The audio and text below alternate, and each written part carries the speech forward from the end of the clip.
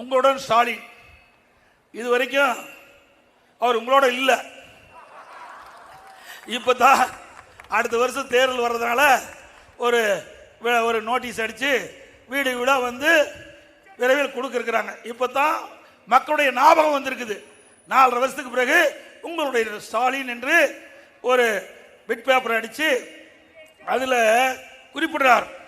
தொழில் வரி விதிப்பு, புதிய தொழில் உரிமம் புதுப்பித்தல், குடியிணைப்பு, அடிப்படை வசதிகள், பிறப்புச் சான்று, இறப்புச் சான்று, புதிய சொத்து காலிமனை வரி விதிப்பு, பாதாள சாக்கடை திட்டம் இணைப்பு, சொத்து வரி பெயர் மாற்றம், கட்டிட அனுமதி, இப்படின்னு நிறைய கொடுத்திருக்கிறார். எப்போ 4.5 ஆண்டு காலம் இந்த மக்கள் மீது அக்கறை வராத ஒரு முதலமைச்சர் இன்றைய முதலமைச்சர். நாம சொல்லல, ஏன் இத்தனை வருஷம் செய்யல?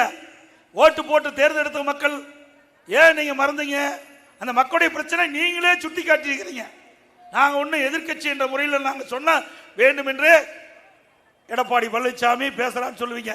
உங்களுடைய அடிக்கப்பட்ட இந்த விளம்பர நோட்டீஸில் இதையெல்லாம் கொடுத்திருக்கிறீங்க.